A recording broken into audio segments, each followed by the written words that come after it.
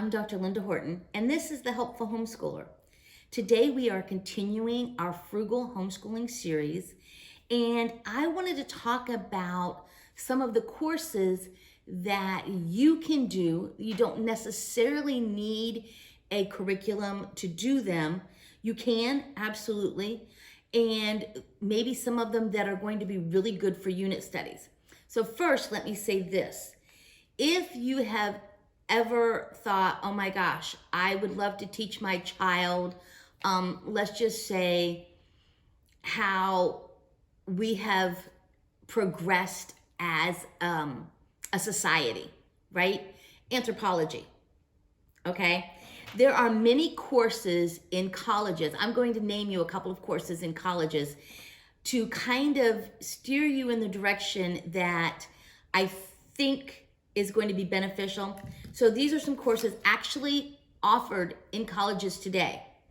Surviving the Zombie Apocalypse, Beekeeping, Harry Potter, Coffee 101, let's see, The Politics of Kanye West,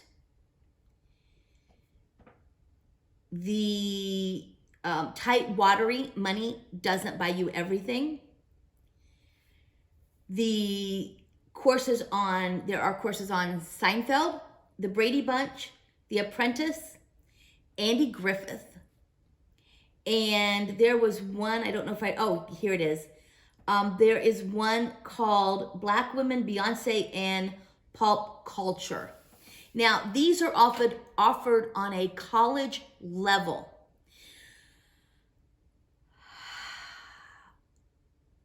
You're open as a homeschooler. I really wanted you to see this. These are courses that they are giving credit for in colleges today. And we think as homeschoolers, sometimes we have to do math, we have to do science, we have to do history, we have to do English, and then, we're done. We put some electives in there. But I'm saying to you, your thought process should be like, what can I do? So I want to do a course. Years ago, I heard about a college that was doing a course on Andy Griffith, the Andy Griffith Show, okay? And I thought, oh my gosh, you're actually paying credit hours to watch episodes of Andy Griffith. Now they talk about it. They talk about the how the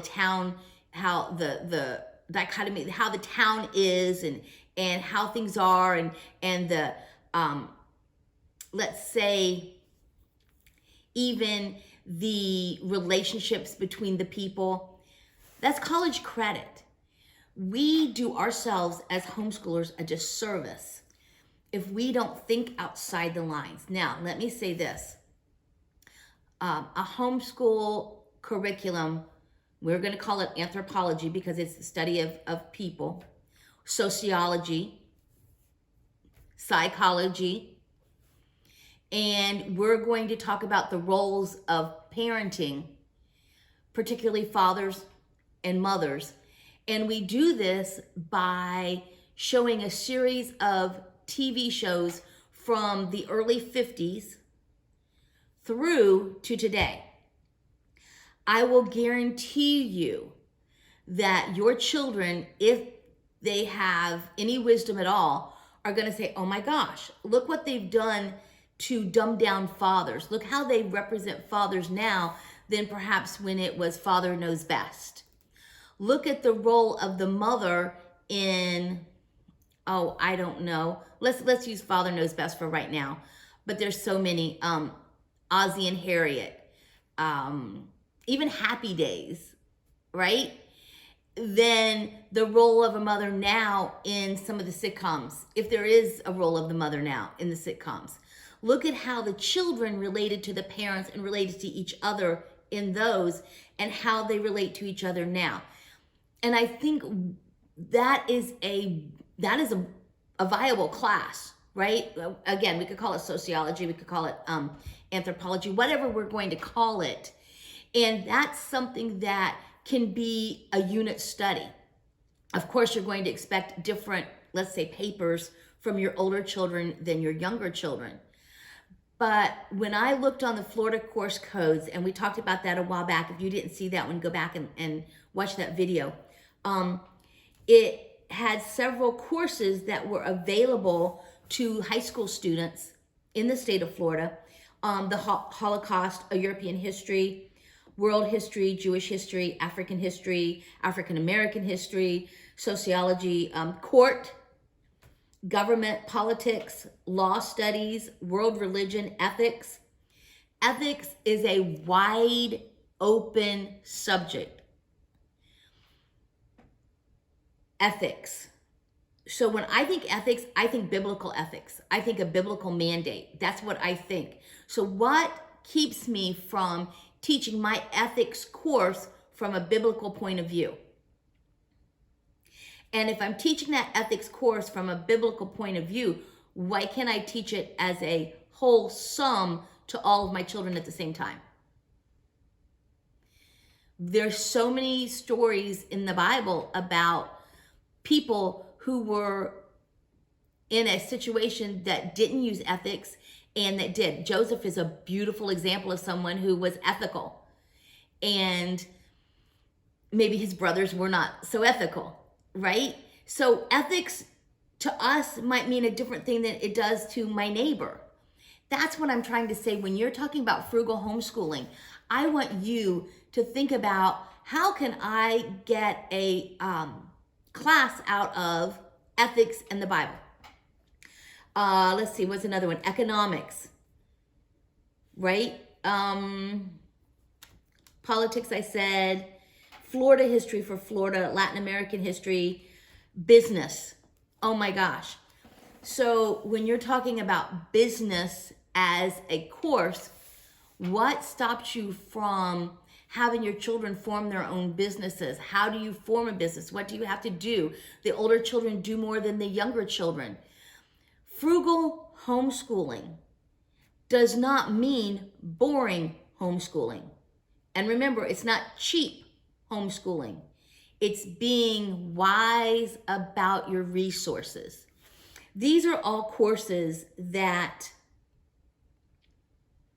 are given to high school. Now, let me help you with this. Say you're doing one on Florida history. They're going to call that in elementary school social studies. And I did a video about social studies versus history. So you can go back and look at that one. But the difference in how their transcripts would look is you can put it down as social studies for the younger ones, or you can just flat out say Florida history. It's the same thing. And when we're doing something like that, then we are expanding. Remember, we talked about, what do you remember from school? If we take our kids, we put them through a book, and now some books are better than others. They're a curriculum. I have an astounding curriculum that I like for history. I've talked about it before. And Landmark Baptist Freedom, I think is a Baptist Landmark Freedom. I'll let you know. My granddaughter just quoted it last week in government. And I went, what? My grandson took their economics course, and then he dual enrolled and took an economics course for college, literally the same information. So there are some curriculums that I dearly love, and it's okay to use a curriculum. And again, you can pass it down, which is what I do. But sometimes you want to just wake them up. Sometimes you want to give them something that is outside the box, that is outside the norms, that you can do all at once. Remember, I said we're bringing them together sometimes, all of our children in one space, and that camaraderie that they have. So these are some ideas that you can use to bring some life to your homeschooling and bring some ingenuity to your homeschooling. If you have younger children and you don't need like the high school courses, but you want to bring a little life to their homeschooling, field trips, field trips, field trips, field trips. And not a bunch of numbers as much as pertinent facts. The presidents, we're going to get to that the next time. But again, there are so many people that don't know any of the presidents whatsoever. But let's bring some fun into it. And I'm going to talk about that the next time. And the role of the internet in how you teach your kids. They're on the internet a lot. I would caution you not to do so much on the internet with them. You can do your research on the internet, but don't bring them into a lot of, oh, go look this up, go look that up. You can, but I caution you that, sometimes when they do that, then they're all in the computer and there's not as much hands-on and there's not as much togetherness, can I say? Then they're kind of in there. We use internet, but we use it very sparingly. It's up to you. It's your homeschool. It's your family. Do what you need to do. I love books. I love hands-on. I love the kids together if possible. I know they do better together. But I just wanted you to open your mind up to some possibilities this coming year of maybe an interesting family course or an interesting way to teach an old subject like history, putting the family into it. When you're talking also about teaching history, let me say this. You have relatives that have exciting stories. That's history. You might have relatives that came over from another country. That's history. And for us to say, look in a book and get this information when we have grandmothers and grandfathers, great-grandmothers and grandfathers that have a story to tell. To me, that experience is going to beat out any book. So open your mind about this coming year and the years that follow. Open your mind as to how to teach a subject that is perhaps boring. We can use all these ideas to also come alongside a curriculum if we need to, but we can also use them as a curriculum. There's nothing that says you have to do pen and paper, rote subjects all the time. Frugal homeschooling is about thinking it through, making the wisest choices, and saving money as we do it. It's always a good thing, right? Remember, homeschooling is not a sprint, it's a marathon, and we do it together as a family. So go out and enjoy the journey. Goodbye.